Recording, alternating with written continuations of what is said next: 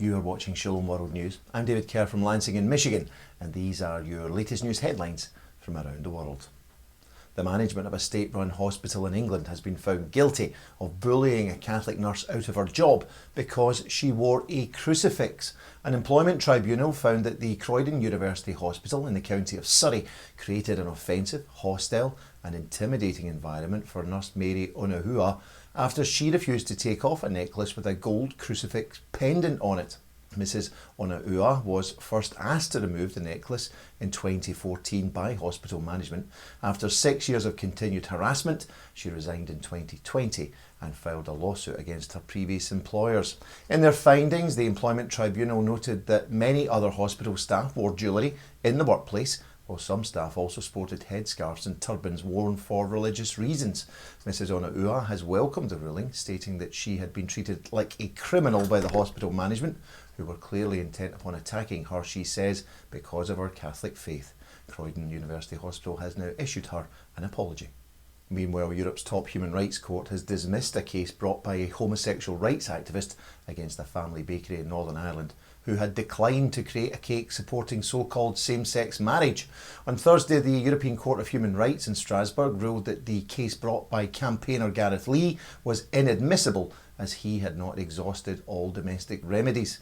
Mr. Lee first brought his case against the Asher's Baking Company of Belfast back in 2014 after they refused to ice a cake with the words "support gay marriage" upon it. The bakery owners said that they could not put words on a cake that were contrary to their Christian faith.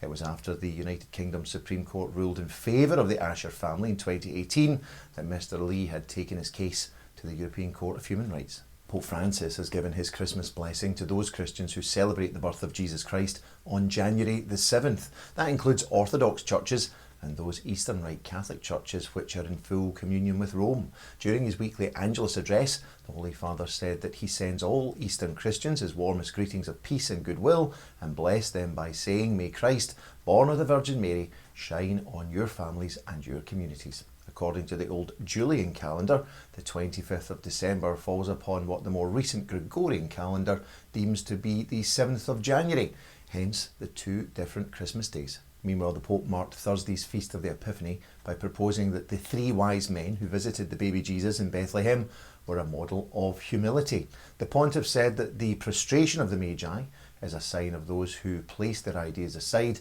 and make space for humility and a desire to worship. The solemnity of the Epiphany of our Lord is a holiday in both the Vatican and Italy.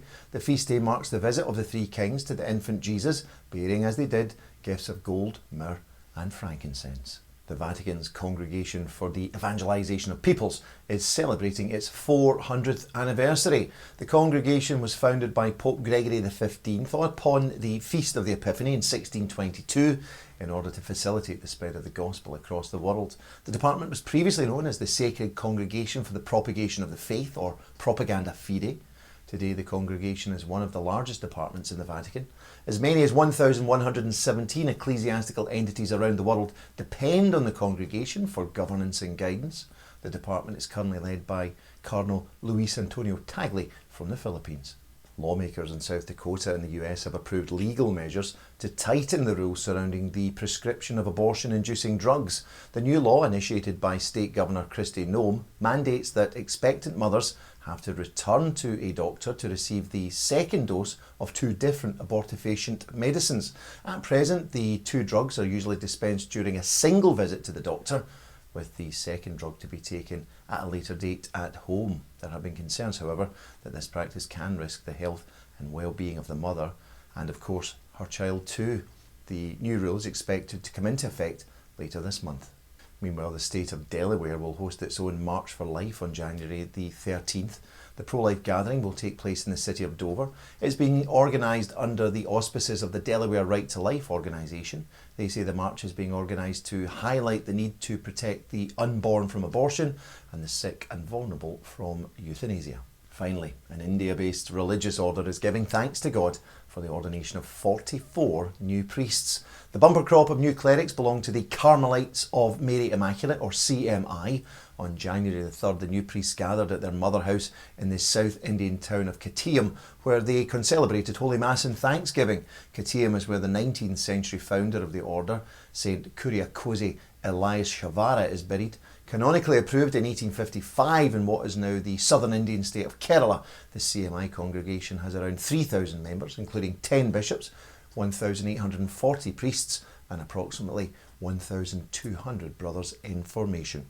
The order is engaged in pastoral work in 31 countries around the globe. Congratulations to all 44 new priests ad multos annos. Well, that's your latest news headlines for now. Do join us for more tomorrow. You can also visit us at swnews.org for news updates. Shalom.